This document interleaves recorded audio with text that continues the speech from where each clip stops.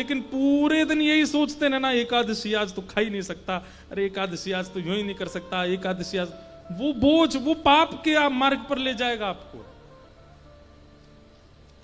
तप आनंद में होता है, बोझ करके नहीं।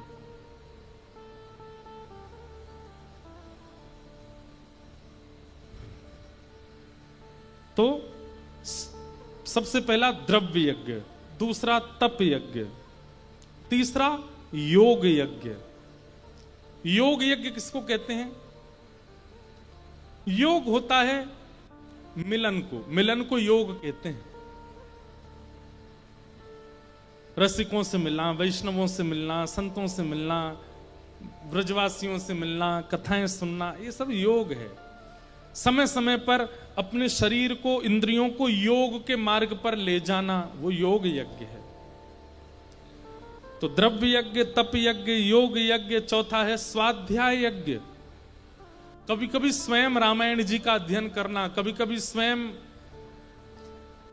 मानस जी को पढ़ लेना, कभी कभी स्वयं गीता जी का स्वाध्याय करना। बाकी आप जो कुछ भी पढ़ रहे हो वो सब स्वाध्याय यज्ञ नहीं है, लेकिन भगवत संबंधी ग्रंथों का जब आप अवलोकन करते हो वो सब स्वाध्याय यज्ञ कहलाता है। स्वाध्याय किया कीजिए। आप कहेंगे आपको संस्कृत नहीं आती, तो चलो हम एक तरीका बता रहे हैं।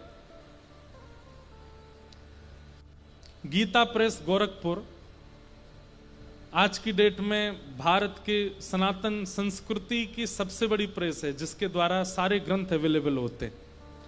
वहां की एक कल्याण ग्रंथ आता है, कल्याण पत्रिका आती है वहां से।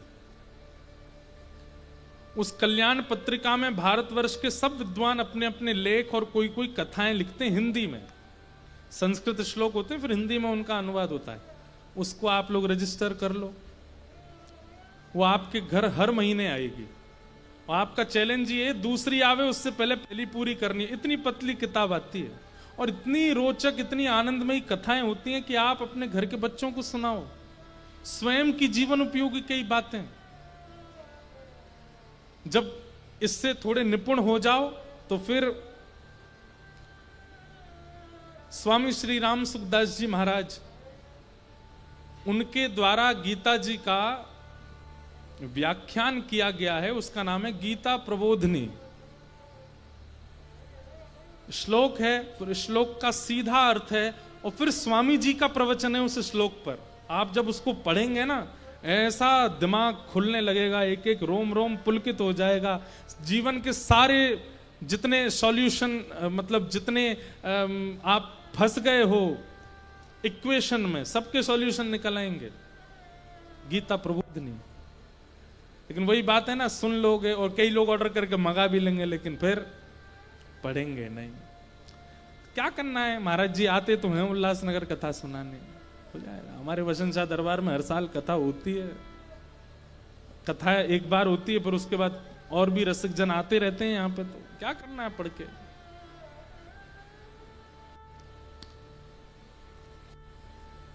लेकिन अगर कोई करता है तो उसको कहते हैं स्वाध्याय यज्ञ। अच्छा, एक बात और, जब आप स्वाध्याय करने लग जाते हैं ना, तो एक दोष आ जाता है आपके अंदर। क्या? फिर आप दूसरों को बहुत छोटा समझने लग जाते हैं। कई लोग जब ज्ञान गर्विष्ठ हो जाते हैं तो उनको ज्ञान की ऐसा अहम हो जाता है कि वो दूसरों को कुछ समझते ही नहीं है। कितने बजे उठते हो तुम सुबह? हम तो भैया 7 बजे उठते हैं। ओहो, पता है तुमको शास्त्रों में क्या लिखा है? सूर्य उदय के बाद उठने वाले लोगों को राक्षस माना जाता है। रात में कितने बजे सो जाते हो? बोले भैया हम तो उल्लासनगर के निवासी हैं, 3 बजे से पहले कहां सोते हैं। उल्लासनगर में लोग सोते नहीं रात में। हम आज आ तो गए यहाँ पे, अब दिनचर्या आज के बाद बदलनी शुरू होगी। अभी तो आज पहला दिन है, और फिर यहाँ तो ढल जाते हैं यहाँ के तरीके से। फिर यहाँ से जब जहां कहीं और जाते हैं वहां फिर बड़ी दिक्कत होती है। रात में उल्लुओं की तरह जगते रहते हैं। मतलब आदमी को पता चल जाता है कि ये बंबई से आए हैं, क्योंकि रात में नींद खराब होती है यहाँ पे। वो आती नहीं, सोते ही नहीं लोग। तो कहीं ज्ञान की गर्विष्ठता ना आ जाए, इसके लिए नाम जप करते रहिएगा, अपने गुरु का स्मरण करते रहिएगा। देखिए, गुरु का जीवन में होना क्यों जरूरी है, आज हम स्पष्ट रूप से एक बात बता दें आपको। गुरु का जीवन में होना इसलिए जरूरी कि बिना गुरु के भगवत प्राप्ति हो जाएगी, बिना गुरु के भजन भी हो जाएगा, बिना गुरु के ज्ञान भी हो जाएगा, बिना गुरु के वैराग्य भी हो जाएगा। लेकिन कभी कभी ज्ञान, वैराग्य, भजन का आना और उसके साथ अभिमान आना स्वाभाविक होता है, लेकिन गुरु जीवन में होते हैं तो उस अभिमान से बचा के रखते हैं।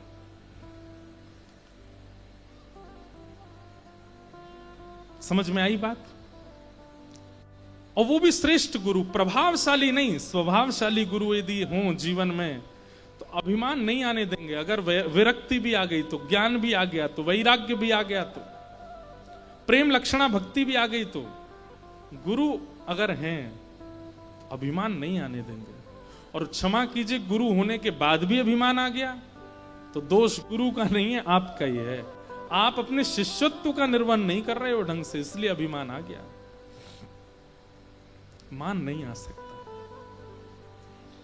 तो द्रव्य यज्ञ, तप यज्ञ, योग यज्ञ, स्वाध्याय यज्ञ और अंतिम है ज्ञान यज्ञ। सनत कुमारों ने कहा, हे नारद जी, अगर ज्ञान और वैराग्य को पुनः युवा बनाना है तो ज्ञान यज्ञ करो। बोले, ज्ञान यज्ञ किसका करूं? गीता जी का करूं, वेदों का करूं, किसका करूं? बोले, ज्ञान यज्ञ तो एक ही है। बोले, क्या? सत्कर्म सूचको नूनम ज्ञान यज्ञ स्मृतो बुधै श्रीमद् भागवतालाप सतु गीत सुकादि। श्रीमद् भागवत की कथा सबसे श्रेष्ठ ज्ञान यज्ञ है, यही कराओ। सनत कुमारों की बात मानकर के नारद जी ने गंगा के समीप जाकर के सुंदर भागवत की कथा का आयोजन किया। स्वयं सनत कुमार ही उसके वक्ता बने। देवी आए, देवता आए, ऋषि आए, गंधर्व आए, सब लोग आए। लेकिन जैसे ही भक्ति महारानी ने प्रवेश किया पंडाल में, उसके दो पुत्र जो वृद्ध थे, प्रवेश करते ही दोनों पुत्र युवा हो गए। पहले मां युवा थी, बालक वृद्ध थे। ये अटपटी बात है, मां युवा बालक वृद्ध कैसे हो सकते हैं? लेकिन अब क्या हुआ? बोले, मां युवा और बालक बिल्कुल कुमार हो गए। श्रीमद् भागवत के क्षेत्र में जैसे ही आप प्रवेश करते हो, आपके अंदर भक्ति भी है, ज्ञान भी है, वैराग्य भी है। भक्ति लगभग सबकी युवा है, लेकिन ज्ञान वैराग्य दोनों वृद्ध पड़े हैं, शिथिल पड़े हैं। लेकिन जैसी कथा प्रारंभ होती है और वक्ता अपना वेग पकड़ना प्रारंभ करता है, सुनाते सुनाते सुनाते ऐसा अनुभव होने लग जाता है, आप स्थिर हो जाते हो। कहां आप एक जगह एक स्थिरता में बैठ नहीं सकते, तो वहां 3 घंटे आप बैठ लेते हो। ये कैसे संभव होता है? आपके ज्ञान वैराग्य युवा होते हैं, आपके धीरे धीरे वैराग्य युवा हो रहा है। ज्ञान, अब कई लोगों ने तो यहां बैठे बैठे निर्णय कर लिया होगा 3 घंटे में, अब हम ऐसा नहीं खाएंगे, अब हम ये नहीं पिया करेंगे, अब हम वहां नहीं जाएंगे, अब उससे मिलना बंद कर देंगे, अब ये व्यवहार अपना सुधारना है। अभी 3 ही घंटे हुए, 3 घंटे में इतने लोगों ने विचार भी कर लिया होगा। कैसे? ये भागवत जी की कृपा है। यहीं पर बिना भागवत जी का सत्संग होता, मैंने अनुभव किया है, 1 दिन 2 दिन 4 दिन के सत्संग का प्रभाव अलग होता है और सप्ताह कथा का प्रभाव अलग होता है। भागवत जी पर जब वाचन किया जाता है तो उसकी स्थिति अलग लेवल की हो जाती है। वक्ता नहीं करता कुछ भी, ये वाणी से श्री कृष्ण ही कुछ करते रहते हैं। भक्ति सुतौ तौ तरणौ गृहीत्वा प्रेमैक रूपा सहसा विरासीत श्री कृष्ण गोविंद हरे मुरारे हे नाथ नारायण वासुदेव। कथा में आते ही ज्ञान और वैराग्य दोनों युवा होने लगे। अच्छा, ज्ञान और वैराग्य की युवा अवस्था, इसके लक्षण क्या हैं? हमारे भीतर ज्ञान और वैराग्य युवा हुए, हमें कैसे पता चले? सबसे पहली बात, स्थिर स्वभाव। बहुत ध्यानपूर्वक सुनिएगा। स्वभाव में स्थिरता, पेशेंस, जो कि आज की डेट में किसी के अंदर नहीं है। पेशेंस नहीं है हम लोगों में, धैर्य तो बिल्कुल नहीं है। लेकिन अगर धैर्य आने लग जाए, कथाएं सुनते सुनते चित्त में धैर्य स्थिति बनने लग जाए, समझ जाओ कि अब युवा हो रहे हैं, ज्ञान और वैराग्य हमारे भीतर जागृत हो रहे हैं। क्यों? मुझे स्थिरता हो रही। पहले मुझे कोई सुबह बोल देता था, ए कब तक सोती रहती है, उठ जा, चिड़चिड़ापन होता था, क्यों सोने नहीं देते हैं मुझको। अब कोई टोक दे, ए तुम इतना लंबा क्यों सोते हो, तो अब उस पर विचार किया जा रहा है कि नहीं, मेरा इतना सोना उचित नहीं है। ये ज्ञान और वैराग्य का वर्धन हो रहा है, इसलिए ऐसा हुआ। आप उस पर चिढ़े नहीं, आप उस पर चिल्लाए नहीं, आप उस पर विचार करने लगे कि मेरा अति सोना किसी को दुष्कर लगता है, तो शायद हो सकता है ये अच्छा ना हो। कहने का अभिप्राय, अभी आपको ऐसा लगता है कि आपको कोई रोके, आपको कोई टोके, आप पर कोई शासन करे, आपको कोई शिक्षा दे, तो आपको वो अप्रिय लगता है। लेकिन कल को यही चीजें स्वाभाविक स्वीकृति लगने लग जाएं, अच्छा ठीक है, मैं प्रयास करूंगा ये ना हो, मैं कोशिश करूंगा ऐसा ना हो, ये व्यवस्थित हो। अरे कहां तक कहें, जानबूझ करके चिढ़ के बोलने वाला व्यक्ति भी, वो भी आपको ऐसा लगेगा कि ये मेरा भला चाहता है इसीलिए ऐसा बोल रहा है। ये तब समझो, ये तब जानो जब ज्ञान वैराग्य उत्थापित होते हैं। और जब ज्ञान वैराग्य का लेश होता है ना चित्त में, तो फिर अच्छी शिक्षा देने वाला भी कई बार बुरा लगने लगता है, प्रिय नहीं लगता। इसका मतलब क्या है? ज्ञान वैराग्य बूढ़े पड़े हैं, बिल्कुल मरणासन अवस्था में पड़े हैं आपके चित्त में, बिस्तर पर पड़े, हिल भी नहीं पा रहे, तभी ऐसी स्थिति है। तो पहला स्वरूप ज्ञान और वैराग्य के युवा होने का लक्षण पहला आपको क्या दिखने लगेगा? स्थिर बुद्धि, धैर्य, पेशेंस। दूसरा, बहुजल्पिक नहीं होगे, बहुत बोलने की इच्छा नहीं होगी,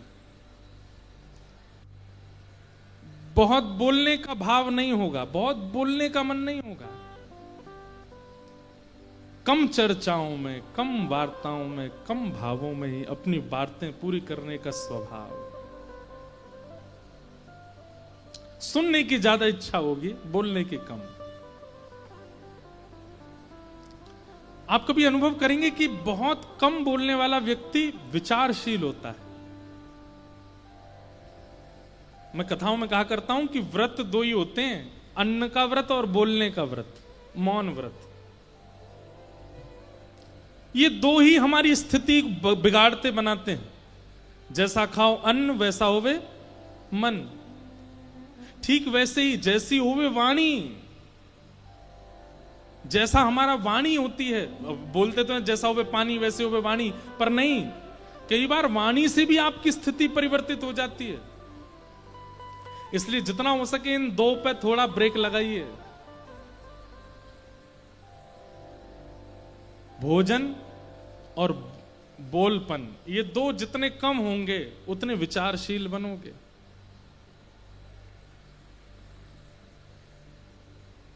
ज्ञान और वैराग्य को लेकर के भक्ति महारानी कथा में आई, प्रवेश करते ही ज्ञान और वैराग्य युवा होने लगे। भक्ति सुतौ तौ तरणौ गृहीत्वा प्रेमैक रूपा सहसा विरासित, श्री कृष्ण गोविंद हरे मुरारे, हे नाथ नारायण वासुदेव। भक्ति ज्ञान वैराग्य तीनों युवा हो गए। नारद जी के चरणों में जाकर के भक्ति महारानी प्रणाम करने लगी, निवेदन करने लगी, आपकी बड़ी कृपा जो आपने मेरे पुत्रों की युवावस्था के लिए योजना बनाई। अब मुझे कहां बैठना है कथा में आकर के, कृपा करिए बताओ। बोले कि जितने श्रोता हैं सबके चित्त में जाकर के बैठ जाओ। और भक्ति महारानी श्रोताओं के चित्त में विराजमान हुई। इस प्रकार महात्मा का प्रथम भाव सुनाया गया। अब क्या समझ में आया? कई सारी बातें आज बताई गई कि भागवत से क्या क्या परिवर्तन होता है, क्या क्या स्वभाव प्रकट होते हैं, उन सब बातों को रखा गया। अब यहां महात्मा का दूसरा सर्ग सुनाया गया, जिसमें आत्मदेव नाम के ब्राह्मण की कथा बताई। एक आत्मदेव नाम के ब्राह्मण थे जिनके कोई संतान नहीं थी, और वे संतान ना होने की वजह से बहुत दुखी रहते थे। सब कुछ दिया था ठाकुर जी ने, लेकिन संतान नहीं थी। एक बात बोले बंधुओं, इस संसार में ऐसा कोई व्यक्ति नहीं है जो परिपूर्ण हो। कोई तन दुखी, कोई मन दुखी, कोई धन बिन रहत उदास, थोड़े थोड़े सब दुखी, सुखी राम के दास। सब दुखी हैं संसार में। कोई तन से दुखी है, मेरा शरीर क्यों नहीं बन रहा, मैं अच्छा क्यों नहीं दिख रहा, मेरी सुंदरता कहां चली गई, मुझे ठाकुर जी ने काला क्यों बनाया, मुझे ठाकुर जी ने मोटा क्यों बनाया, मुझे इतना पतला क्यों कर दिया। कोई तन से दुखी, किसी को रोग लगे हुए हैं जन्म से ही, किसी को शुगर है, डायबिटीज है, किसी को कुछ बीमारी, कोई तन से दुखी। लेकिन तन से दुखी के पास सब कुछ है, बस तन ही नहीं है। और कोई मन दुखी, कोई दिखने में भी सुंदर है, किसी के सारे ऑर्गन्स बढ़िया काम करते हैं, धन भी अच्छा, लेकिन मन अच्छा नहीं है, मन प्रसन्न नहीं है, मन से सब चीजों से दुखी रहता है वो। ऐसे लोग ऐसे होते हैं, वो सामान्य भी बैठे ऐसे लगते हैं रो रहे हैं क्या, सामान्य बैठे हुए भी ऐसे लगने लगते हैं भैया ने धीमो, सामान्य बैठे भी ऐसे लगने लगते हैं रो रहे हैं, मन से दुखी हैं।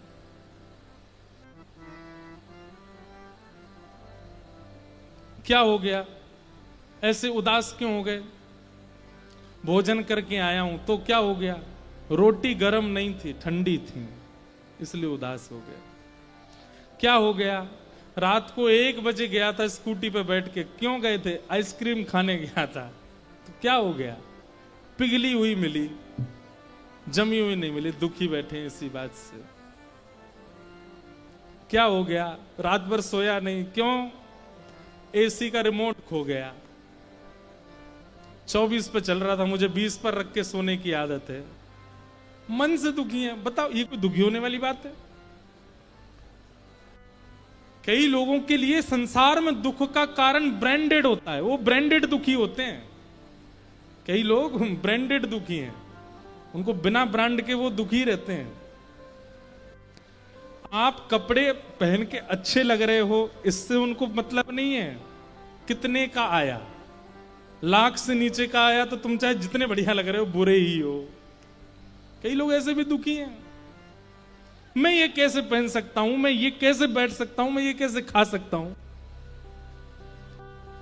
कोई तन दुखी, कोई मन दुखी, कोई धन बिन रहत उदास, थोड़े थोड़े सब दुखी, सुखी राम के दास। सुख केवल हरि भजन में है। कबीरदास कहते हैं,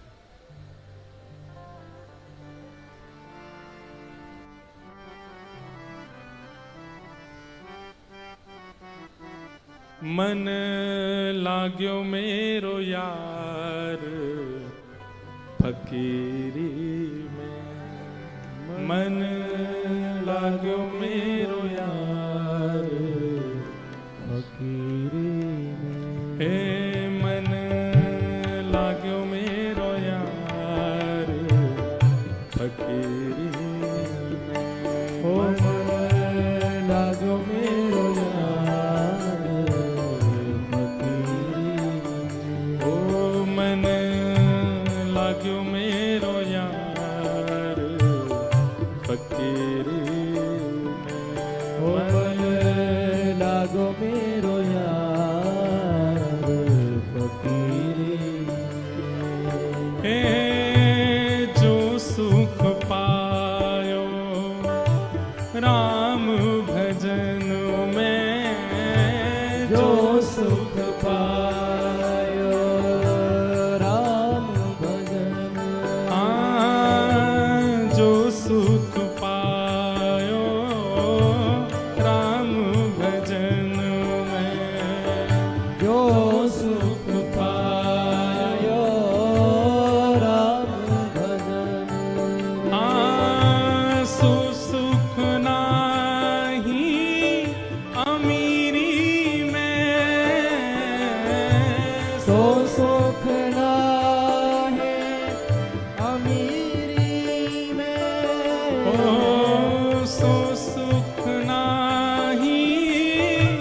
अमीरी में, तो सुख नाही अमीरी में, मन लाग्यो मेरो यार फकीरी में। ओ मन लाग्यो मेरो यार फकीरी ओ मन लाग्यो मेरो यार फकीरी में। ओ मन लाग्यो मेरो यार बोलो फकीरी। वृंदावन बिहारी लाल की।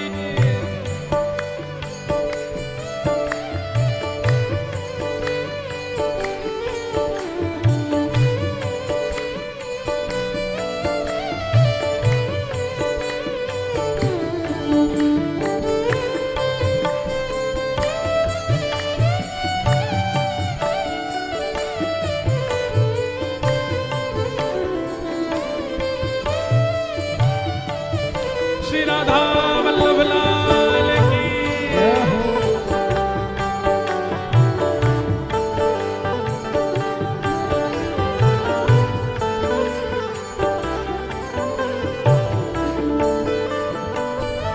क्या कह रहे हैं? भला बुरा सबका सुन लीजिए, भला बुरा सबका सुन लीजिए, ओ भला बुरा सबका सुन लीजिए। ओ भला बुरा सबका सुन लीजिए। कर गुजारा गरीबी में, कर गुजारा गरीबी में,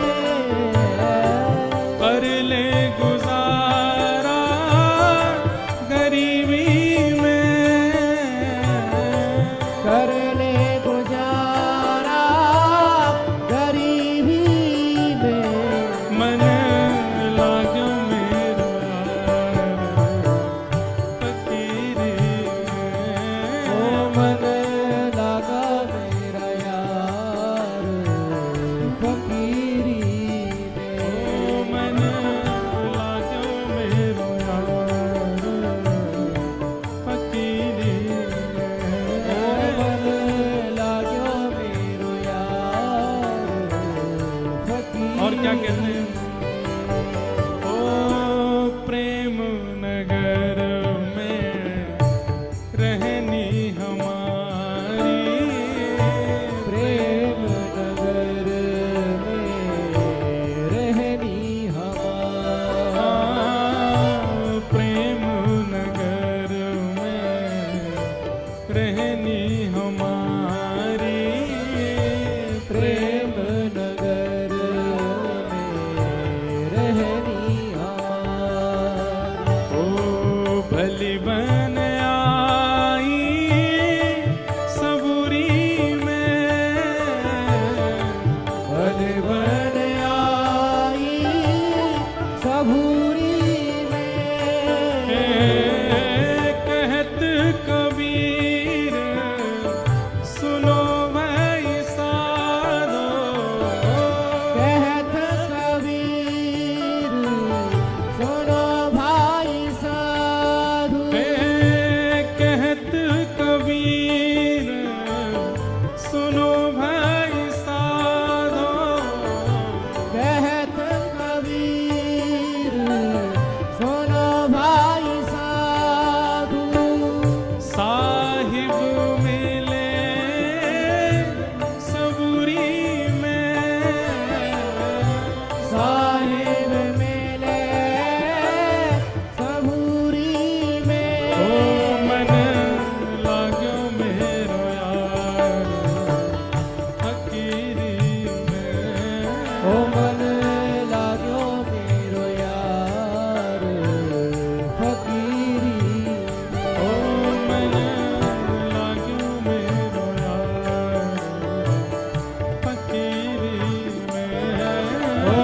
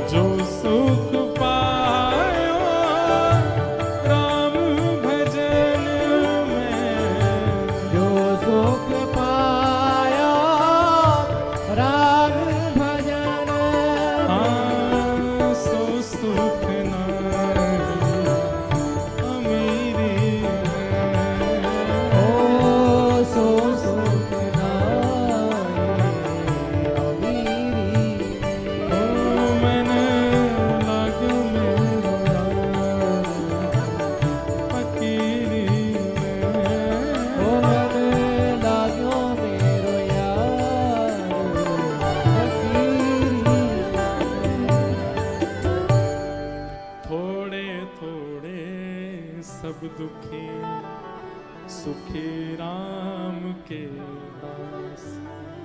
केवल सुख हरि भजन में और कहीं नहीं। वास्तव में आपके पूरे जीवन का सुख और कथा में बिताए गए पिछले 2.5 घंटे सारे सुखों पे भारी पड़ जाएंगे। सबके नहीं पर कुछ के तो पड़ ही रहे होंगे। जीवन में चाहे जितने उपभोग किए हों, पूरी दुनिया के कोने कोने में घूमे आए हों,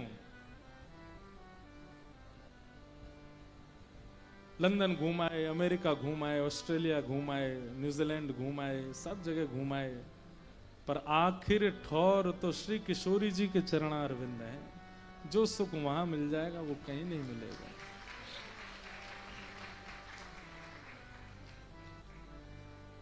ऐसे आत्मदेव जी बड़े दुखी थे क्योंकि संतान नहीं थी। इस संसार में एक व्यक्ति भी, मुझसे लेके और पीछे बैठे उस व्यक्ति तक, एक भी ऐसा नहीं है जो सुखी हो और परिपूर्ण हो। सब अपूर्ण हैं। सबके जीवन में एक अपूर्णता उसको सता रही है। कई लोग तो उस अपूर्णता से परेशान हो जाते हैं, कई लोग ठाकुर जी को समर्पित हो जाते हैं, ठाकुर जी की जैसी इच्छा मान करके जीने लगते हैं।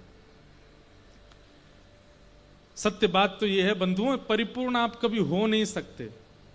और जिसने परिपूर्ण होने का प्रयास किया, लिख लीजिएगा इस बात को, जिसने भी यह विचार किया कि जिंदगी ना मिलेगी दोबारा, परिपूर्ण हो लो, वही बन जाता है रावण, वही बन जाता है कंस, वही बन जाता है हिरण्यकश्यप, वही बन जाता है शिशुपाल, दंतवक्र। राक्षस कौन है? जो अपनी जीवन की अपूर्णताओं को सहन नहीं कर पाते और उनको पूर्ण करने में लग जाते हैं। सीता जैसी सुंदर और वो नारी मेरी ना हो, ये हो सकता है? बन गया रावण। हिरण्यकश्यप बोले संसार का एक भी व्यक्ति हरि बोल ना बोले, सब हिरण्यकश्यप की जय जय बोले। इस संसार में नाम जप तो मेरा होना चाहिए, बन गया हिरण्यकश्यप। एक छोटी सी अपूर्णता, उसको सहन नहीं कर पाते जब हम, और उसकी पूर्णता के लिए जब प्रयास करने लग जाते हैं तो हमारे भीतर का राक्षसत्व प्रकट हो जाता है। इसलिए अपूर्ण संसार में हर व्यक्ति है। संसार में अगर वही अपूर्णता ठाकुर जी के प्रेम की लगती है, दर्शन की लगती है, भक्ति की लगती है, भाव की लगती है, ज्ञान की लगती है, और उसकी पूर्णता में यदि लग जाते हो तो आप ही भक्त बन जाते हो। तभी एक प्रहलाद बन जाता है, एक ध्रुव बन जाता है, एक नरसिंह मेहता बन जाता है, एक मीराबाई बन जाती है, एक सक्कूबाई बन जाती है, एक जनाबाई बन जाती है, एक गौरवा काका बन जाता है, एक तुकाराम बन जाता है, एक साईं वसन शाह बन जाते हैं, एक साईं पारू शाह बन जाते हैं।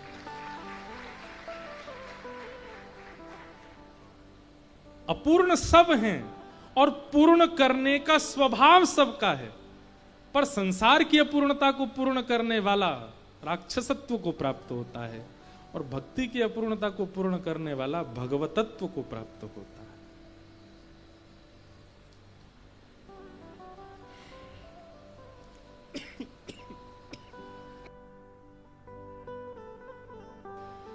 आत्मदेव जी को पुत्र नहीं था।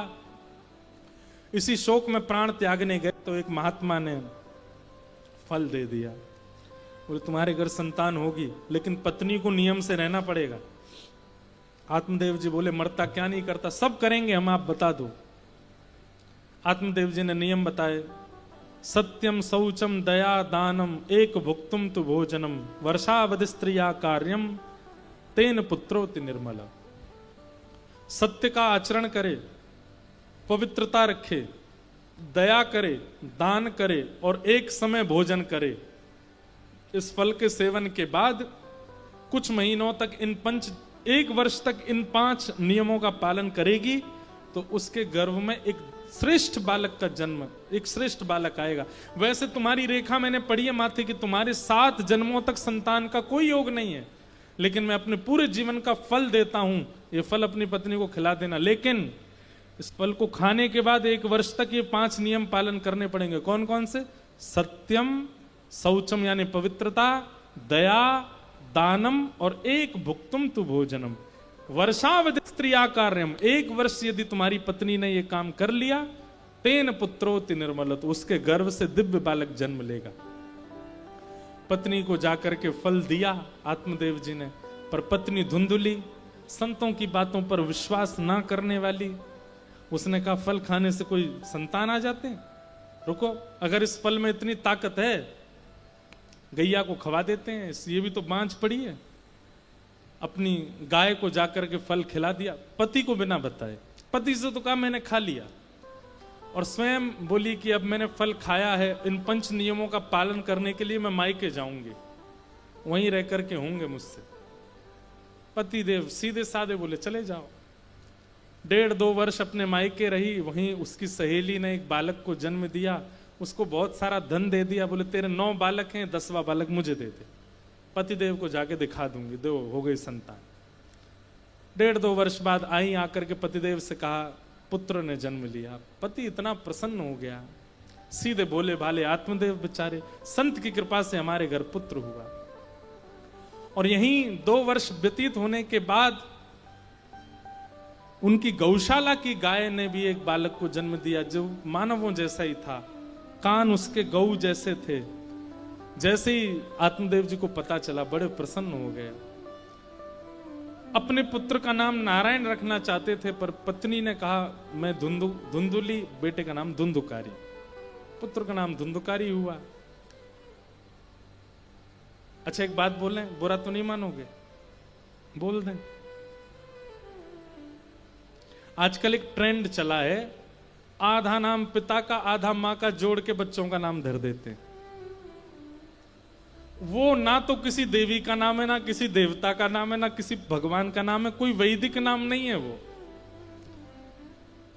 अगर उससे अर्थ वैदिक निकलता है तो छूट है, आप रख सकते हो नाम, लेकिन उसका कोई अर्थ यदि प्रकट नहीं होता है, भगवत संबंधी अर्थ प्रकट नहीं होता है, तो आप उसको निकनेम के तौर पर रखिए, पर वो ऑफिशियली वो नाम मत रखिए बच्चों का। आप समझ नहीं पा रहे हैं कि नाम रखने से आप ये सोचेंगे कि वो जीवन भर उसी नाम से पहचान होती है उसकी। कहां तक कहें, देवी देवताओं में भी उसकी चर्चा उसी नाम से ही होती है। यथा नाम तथा गुण, शास्त्र ऐसे ही नहीं बोलते हैं, इसके पीछे कोई लॉजिक है।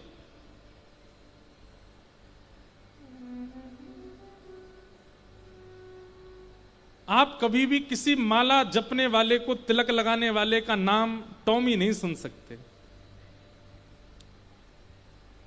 आप किसी कथा करने वाले वक्ता का नाम जॉनी नहीं सुन सकते। किसी का हो तो भैया बुरा नहीं मान जाना, यहां पे बैठे हूं। किसकी कथा सुनने जा रहे हैं? बोले पप्पू जी महाराज हैं। सुना कभी आपने? नहीं सुन सकते, ऐसे नाम ही नहीं होते। कौन से महात्मा हैं, किन संत का आशीर्वाद लेने जा रहे हो? टॉनी जी महाराज हैं एक, उनका आशीर्वाद लेने जा रहे हैं। ये नाम जिनका भगवत संबंधी कोई स्तर नहीं होता है, उस नाम से गति नहीं होती है व्यक्ति की।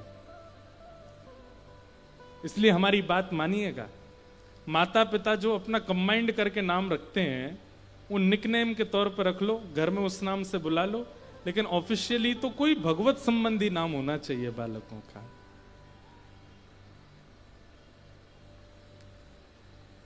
और यदि माता पिता के नाम से कोई वैदिक नाम प्रकट हो जाए, किन कईयों का होता है, नाम जोड़ दो तो एक अच्छा उसका अर्थ प्रकट हो जाता है, भगवत संबंधी भाव प्रकट हो, तो रख सकते हो। नहीं तो नाम का बहुत बड़ा प्रभाव होता है बालक के जीवन पर।